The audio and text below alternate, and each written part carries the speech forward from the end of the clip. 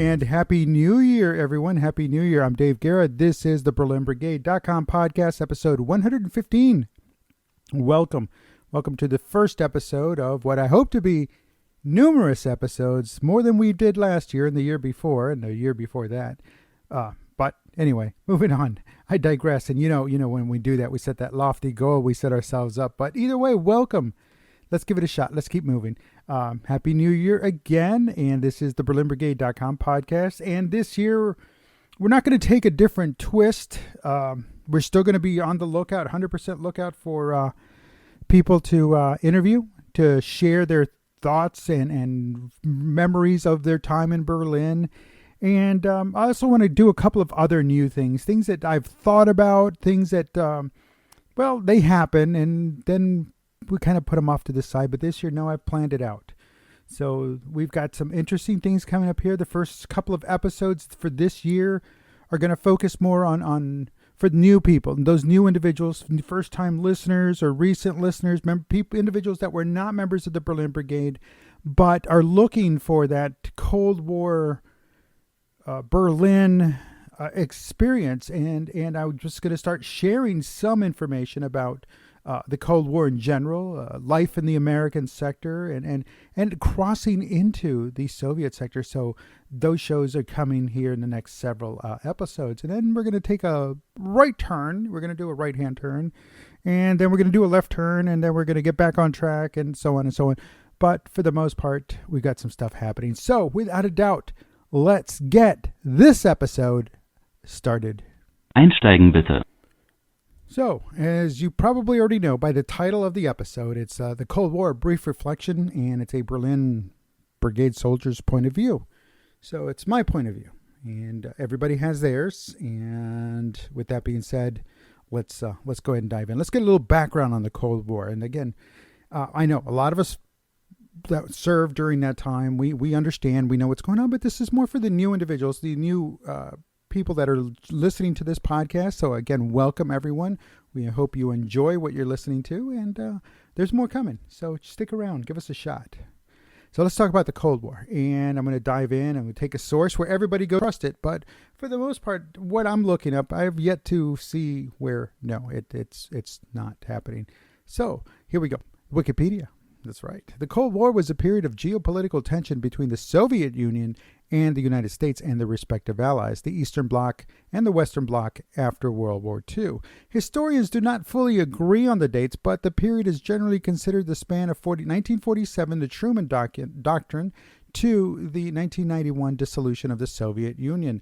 The term cold is used because there was no large-scale fighting directly between the two superpowers, but they each supported major regional conflicts known as proxy wars. The conflict was based on around the ideological and geopolitical struggle for global influence by the two powers. Following their temporary alliance and victory against Nazi Germany in 1945, the doctrine of mutually assured destruction discouraged a preemptive attack by either side. Aside from the nuclear arsenal developed and conventional military deployment, the struggle for dominance was expressed via indirect means such as psychological warfare, propaganda campaigns, espionage, far-reaching embargoes, rivalry at sports events, and technological competitions such as the space race. Now, the West was led by the United States as well as their other first world nations of the Western Bloc that were generally liberal Democrat, but tied to a network of authoritarian states, most of which were their former colonies. The East was led by the Soviet Union and its Communist Party, which had an influence across the Second World. The United States government supported right-wing governments and uprisings around the world, while the Soviet government funded communist parties and revolutions around the world. As nearly as all the colonial states achieved independence in the period of 1945 to 1960, they became Third World battlefields in the Cold War. The first phase of the Cold War began immediately after the Second World War in 1945. The United States created the NATO military alliance in 1949 in apprehension of the Soviet attack on their global policy against Soviet influence and containment. All right, so the Soviet Union formed the Warsaw Pact in 1955, 6 years later, after NATO. In response to NATO, major crises during this phase included the 1948-1949 Berlin Blockade, the 1927-1950 Chinese Civil War, the 1950-1953 Korean War, the 1956 Suez Crisis, the Berlin Crisis of 1961 to 1962 Cuban Missile Crisis, the USSR and U.S. competed for influence in Latin America, the Middle East, and the decolonized states of Africa and Asia. So there you go, just kind of a brief synopsis of the Cold War. I mean, sure, it goes further into detail, and it does talk about how it all truly really began. Some say, like I said, in 47, some say a little bit earlier, revolution kicked off when communism took over and got rid of the Tsar and that in Russia and the Soviet Union. And then it just kind of went from there. Let's see, what else was there? Well, let's see. We covered the blockade of Berlin and the subsequent Berlin airlift. And then we talked about the crisis in Berlin in 1961, the Berlin Ultimatum. And that was, well, no, that was not 1961. That was 1958 when Khrushchev made an unsuccessful attempt to turn all of Berlin into an independent, demilitarized, free city. He gave the United States, France, and Great Britain a 6-month ultimatum to withdraw the troops from the sectors they still occupied in West Berlin, or he would transfer control of Western access rights to the East German. Khrushchev earlier explained to Mao Zedong that Berlin is the, quote, testicles of the West. Every time I want to make the West scream, I squeeze on Berlin. NATO formally rejected the ultimatum in mid-December, and Khrushchev withdrew it in return for a Geneva conference on the German question. So there was that. Now, we were there. We had entered in Berlin, officially assumed control of the American sector in Berlin on July 4th. That's the official, July 4th, 1945. We actually walked in there a couple of days earlier. And, of course, between the beginning of May and all of June, the Soviets kind of had free reign of the entire city. And that was just kind of the agreement. But when we came in there to go ahead and take over, what was left over, well, we had to pick up, we had to clean up, we had to rebuild. And we did, for the most part. We did. It did take a while, did take a long while. But eventually West Berlin, as it was known, became this mecca, this showcase, this showpiece of what the West brought after the Second World War.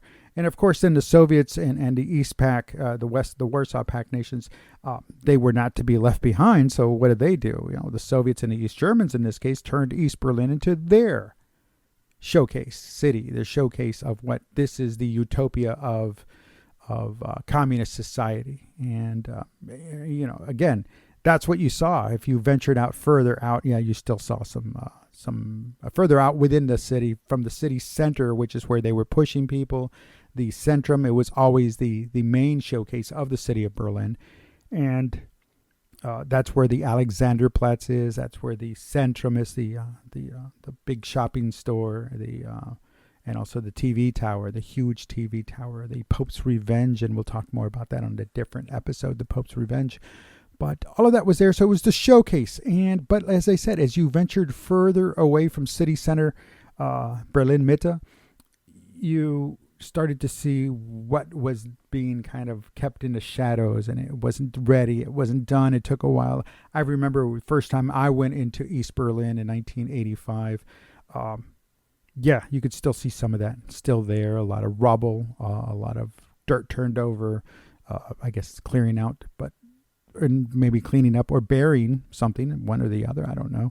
But it was still there. You could still see a lot of what was left over. While in the West, yes, it was still there, but it was smaller. It was still smaller. It wasn't as big. The buildings that were destroyed were pretty much cleaned up, and left in place if they needed to be left in place. But other than that, that was pretty much it.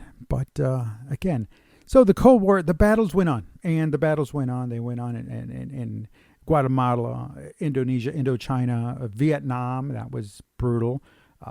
Where in Africa, basically all over Africa, the Congo and Angola and Zimbabwe and all of those nations. And again, it just continued. It continued, and their spread, the attempted spread of communism, as well as the containment. And because, again, we didn't want to risk, the United States and even the Soviets didn't want to risk a war, but at some point concessions were made where they would allow the Soviets to move forward. But then came the Cuban Missile Crisis, and it's like, no, that's too much. That's too far forward. Back it off.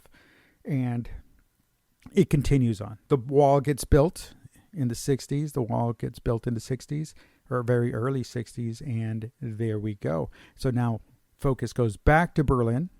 But of course, the hotbeds are still going on all over the world. And with that being said, Berlin, the focus on Berlin again was the wall, the divided city. Could we have stopped it? And that's questions many of us have asked. And T.H.E. Hill is an author, and he also served in Berlin. And he wrote a book about that. Could we have stopped it? Could we have stopped it? And he writes this hypothetical story, a fictional story, basically kind of saying we could have stopped it. And this is what would have happened if we had just stepped up and said, all right, stop right there. You can't do that. And because we were still governing as a whole, there's been no formal dissolution. The Soviets just didn't come back to the table to govern the city, but there was no formal dissolve. It wasn't formally dissolved. And so technically, yeah, we could have done it, but at what cost? What would have been the cost? And so again, it's one of those, history now says, yes, we could have stopped it. History now says it would have been minimal in any kind of collateral damage or any kind of damage. It would have been minimal. But at that time, nobody wanted to step over that line, cross that line in the city. And so that kind of just kept going. It kept perpetuating their involvement in trying to influence and expand on and encroach into the West Berlin and West Germany. Sorry about that, and West Germany, as far as trying to expand their sphere of influence.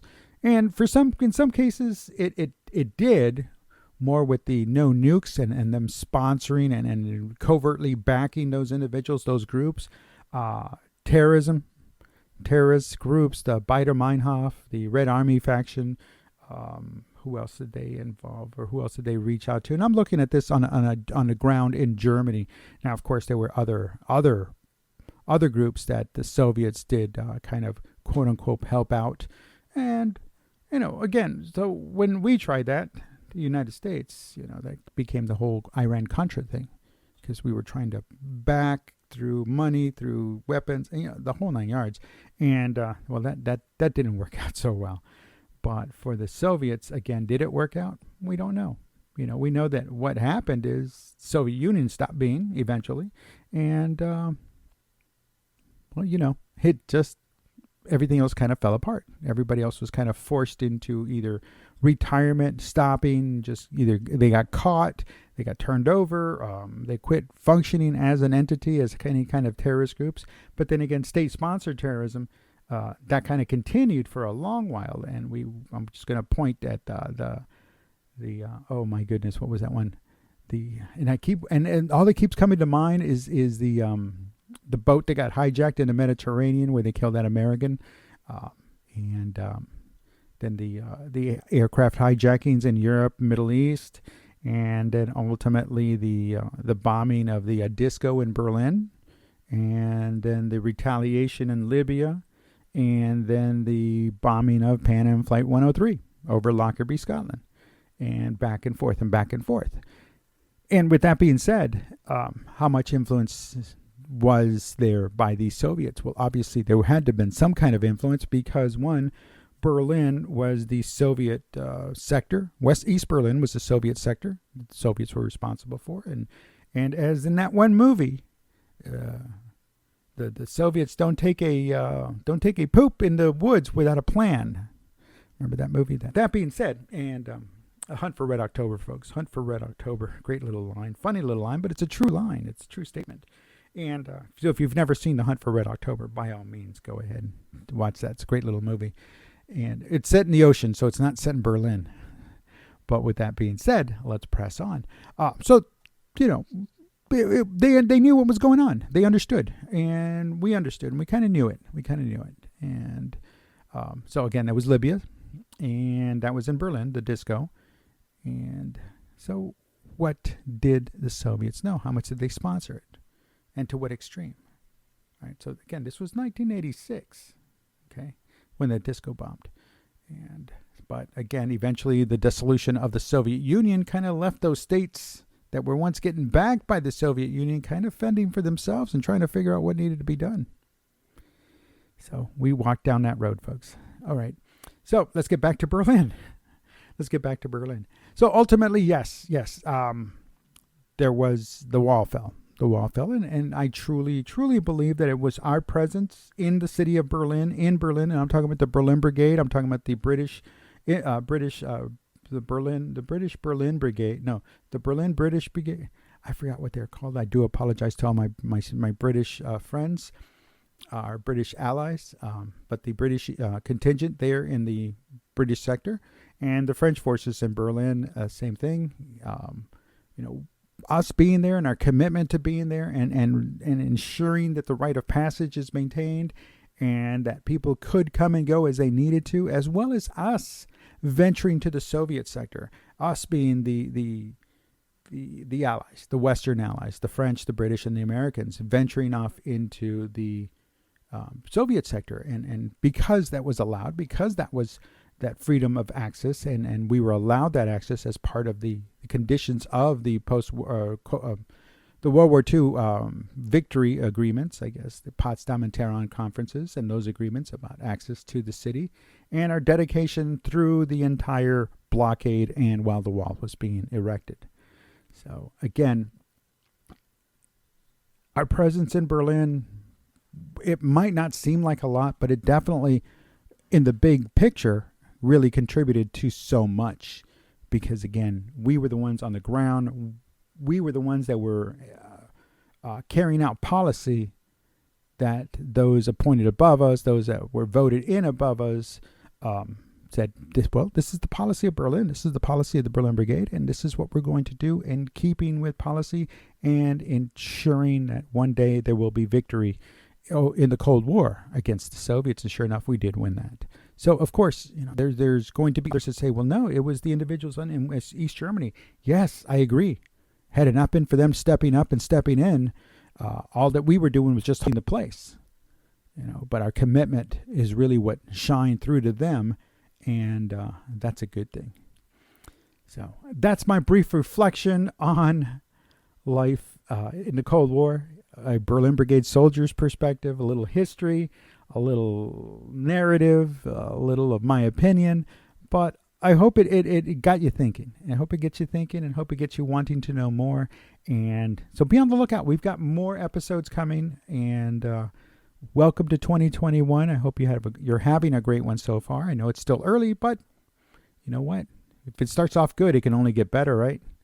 Right. So anyway, listen, thank you for listening. Well, everyone, that about the BerlinBrigade.com podcast. I hope you enjoyed it. I hope you found it interesting. I hope it kind of got you thinking and wanting more information and looking and diving in deeper to just a little bit more than what we are hearing is being taught about the Cold War, what is being shared about the Cold War, and about Berlin in general, or specifically, actually, not in general. The Cold War would be the general part. Berlin specifically, East, West, and the American experience, the United States experience in West Berlin up until unification. So, again, thank you for listening. I'm David Guerra, the webmaster, founder, BerlinBrigade.com. I welcome you to visit the website. I also invite you to follow us on Twitter at Berlin Brigade, on Instagram at Berlin Brigade, on Facebook, Facebook.com/Berlin Brigade.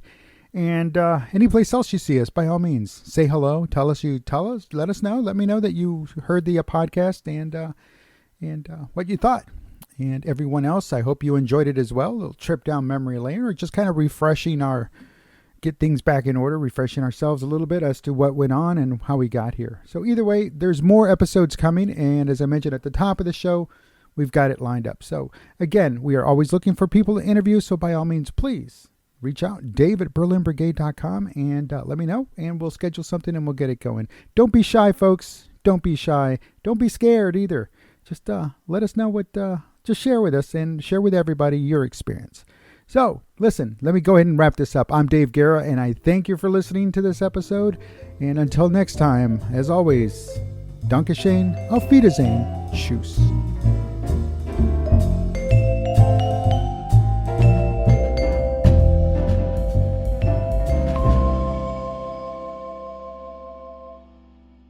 Endstation, bitte alle aussteigen.